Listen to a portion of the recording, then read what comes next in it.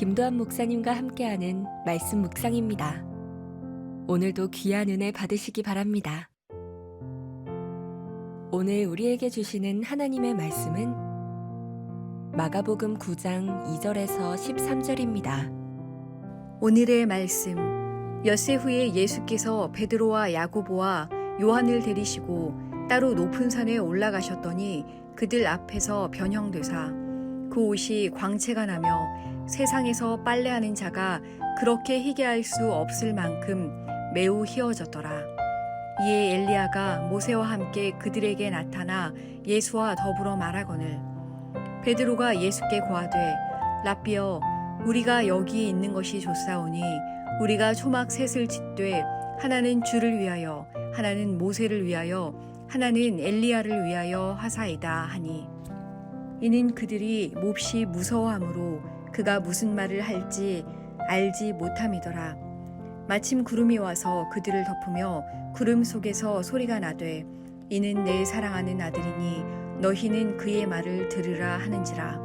문득 둘러보니 아무도 보이지 아니하고 오직 예수와 자기들 뿐이었더라. 그들이 산에서 내려올 때에 예수께서 경고하시되 인자가 죽은 자 가운데서 살아날 때까지는 본 것을 아무에게도 이르지 말라 하시니 그들이 이 말씀을 마음에 두며 서로 문의하되 죽은 자 가운데서 살아나는 것이 무엇일까 하고 이에 예수께 묻자와 이르되 어찌하여 서기관들이 엘리야가 먼저 와야 하리라 하나이까. 이르시되 엘리야가 과연 먼저 와서 모든 것을 회복하거니와 어찌 인자에 대하여 기록하기를 많은 고난을 받고 멸시를 당하리라 하였느냐. 그러나 내가 너희에게 이르노니 엘리야가 왔으되 기록된 바와 같이 사람들이 함부로 대우하였느니라 하시니라. 아멘.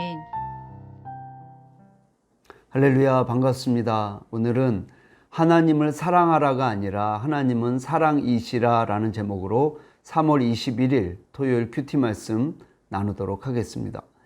예수님께서는 특별히 총회라고 할까 옆에 가까이 두시던 제자가 3명 있었습니다. 베드로와 야고보와 요한이었습니다. 오늘 본문은 이 제자 셋을 데리고 산에 올라가시는 내용입니다. 올라가셔서 뭐 했을까요? 기도하러 올라가셨습니다. 그런데 어느 시점인지는 정확히 모르지만 예수님의 모습이 변형하였습니다. 3절에 이렇게 표현을 하고 있습니다. 그 옷이 광채가 나며 세상에서 빨래하는 자가 그렇게 희게 할 수 없을 만큼 매우 희어졌더라 라고 얘기합니다. 제자들이 너무 놀랐습니다. 게다가 분명히 예수님이 혼자 올라가셨는데 모세도 있고 엘리야로 보이는 이들이 옆에 같이 있었으니까 얼마나 놀랐겠습니까? 그런데 본문은 오늘 성경은 재밌게도 그들이 진짜 놀랐던 또 다른 이유를 병행 구절 누가복음 9장 32절에 이렇게 설명합니다. 베드로와 및 함께 있는 자들이 깊이 졸다가 온전히 깨어나 예수의 영광과 및 함께 선 두 사람을 보더니 이들이 깊이 잠들었고요. 자다가 깨니까 더 놀랐다라고 얘기를 하고 있습니다. 그런데 사실 이 자리는 굉장히 진지한 자리입니다. 우리가 지난 시간에도 살펴봤지만 예수님은 이미 죽으실 것을 말씀하셨고요.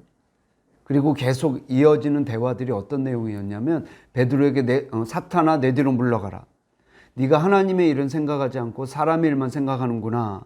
또 나를 따르려거든 자기를 부인하고 자기 십자가를 지고 따를 것이라는 그런 등등의 좀 무게 있는 말씀들을 계속 하셨던 그 타이밍입니다. 제자들은 그런 상황에 특별히 총애를 받던 제자들임에도 불구하고 예수님을 따라가서 깊이 잠들었다라고 얘기합니다. 어떻게 보면 이것은 그들에 대한 성경의 총평인지도 모르겠습니다. 그들이 이때까지의 어떤 모습이었는가. 예수님은 계속 인류를 위해 십자가를 지실 말씀, 고난을 받으실 말씀. 그런데 오늘 본문 5절에 보니까 제자들은 여기 있는 것이 좋사오니 라고 얘기를 하고 있고요. 그럼에도 예수님은 계속 죽으실 것과 부활하실 것을 말씀하셨는데 제자들은 10절에 그들이 말씀을 마음에 두며 서로 문의하되 죽은 자 가운데서 살아나는 것이 무엇일까? 뭐라고 하냐면 대화가 안 되는 거예요. 예수님은 예수님이고 제자들은 제자들이고 동상이몽 아시죠?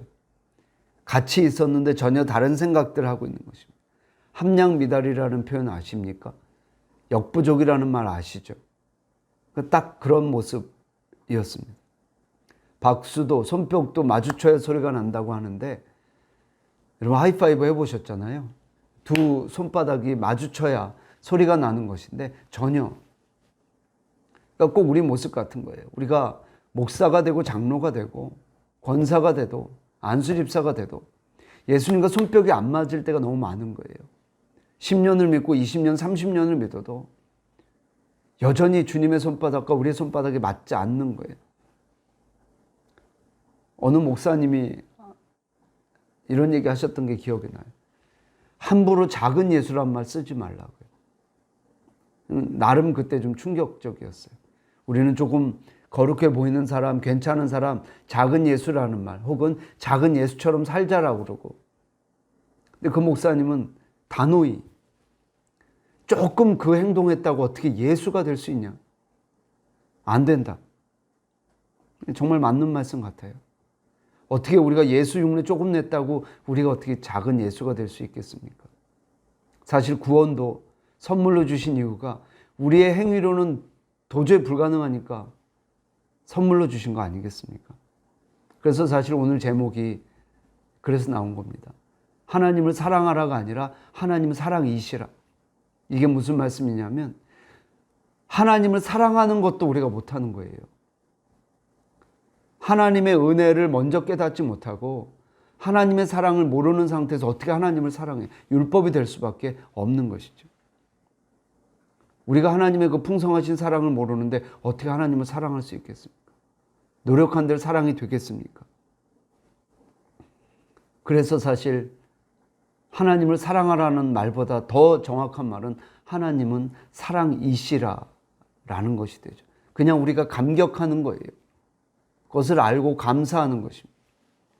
이게 우리의 그릇 아닌가라는 생각이 드는 것이죠. 그래서 그런 제자들에게 하나님께서 하셨던 말씀이 7절에 이렇게 말합니다. 마침 구름이 와서 그들을 덮으며 구름 속에서 소리가 나되 이는 내 사랑하는 아들이니 너희는 그의 말을 들으라. 어떻게 알아요? 들으래요. 예수가 십자가 진다고 너희가 뭘 할 게 아니라 그의 말을 그냥 들으래요. 그게 출발이라는 거예요.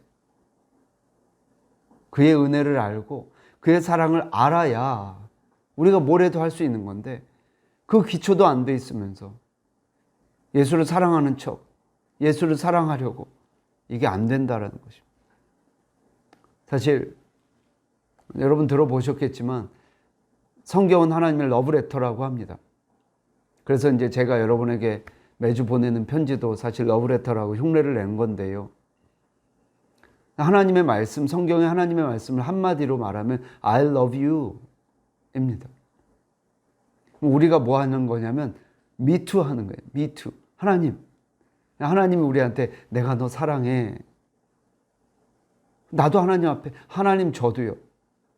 이게 우리의 신앙생활이라는 거예요. 그 하나님의 말을 들어야 그 사랑을 알아야 우리도 뭘 해도 나올 수 있는 거지. 듣지도 못하고 은혜의 자리에 가지도 못하고. 그러니까 우리가 결단이 중요는 해요. 결단이 중요하지 않다고 말하는 게 아닙니다. 우리는 매일매일 결단해야 돼요. 그러나 더 중요한 것은 은혜의 자리에 내가 있는 것입니다. 하나님이 나를 얼마나 사랑하는지를 내가 알아야 결단도 결단이 되는 건데 이것도 모르는 상태에서 하나님을 사랑한다고 안 되는 것입니다. 그러니까 저는요, 예배도 그래야 된다고 생각하는 거예요. 정말 여러분 예배하고 싶으면 좋겠어요. 그런 마음에서 예배가 나와야 되는 거예요. 정말 그분이 예배 받기 합당하신 분이라는 것을 내가 먼저 알아야 예배가 되지. 그런 마음 없이 예배에 나와 있는다고 그 예배가 온전한 예배가 되겠습니까? 봉사도 마찬가지고 순종도 마찬가지고 봉사해야 되기 때문에 봉사하는 것이 아니라 봉사하고 싶은 거죠. 순종하고 싶은 거죠. 어느 목사님이 그 교인 중에 그 한 조선소의 사장님이 있었대요. 한 2,000명 정도 직원이 됐답니다. 그 조선소 그 직원들 앞에 자기 목사님을 모시고 가서 소개를 했대요. 이분 덕에 내가 담배를 끊어놓으라고.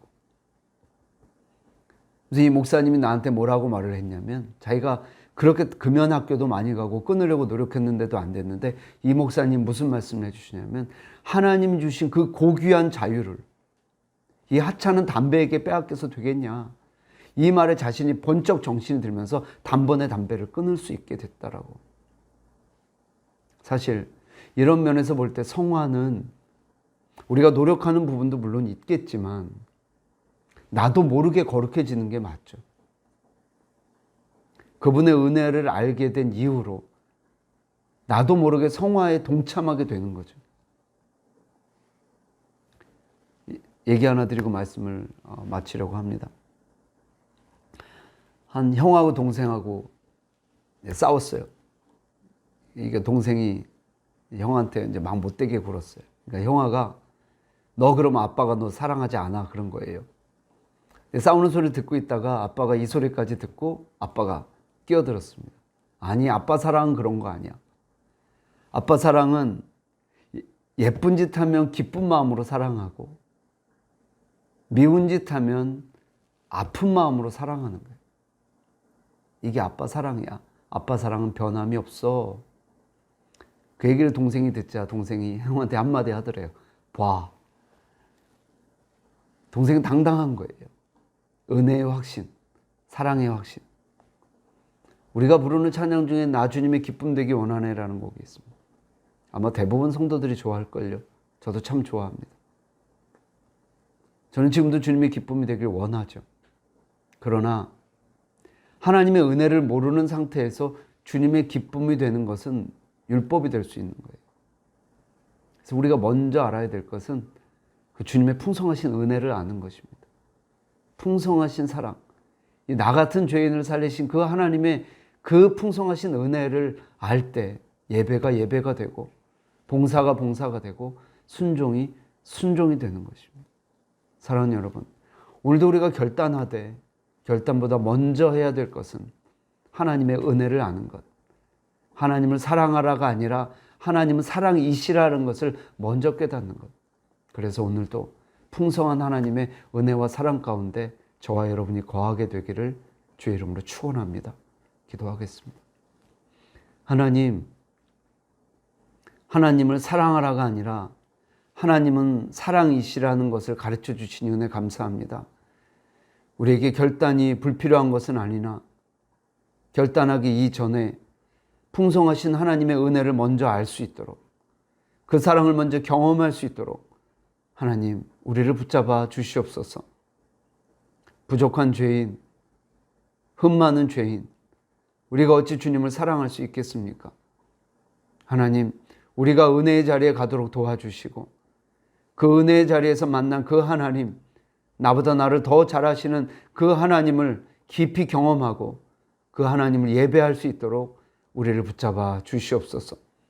어려운 세상 가운데 하나님의 은혜와 사랑 가운데 풍성히 거하는 저와 우리 모든 구원의 감격교회 교우들이 되도록 붙잡아 주시옵소서. 무엇보다도 내일 거룩한 주일입니다. 각자 있는 곳에서 예배를 할 때 살아계신 하나님을 예배할 수 있도록 주여 우리를 붙잡아 주시옵소서.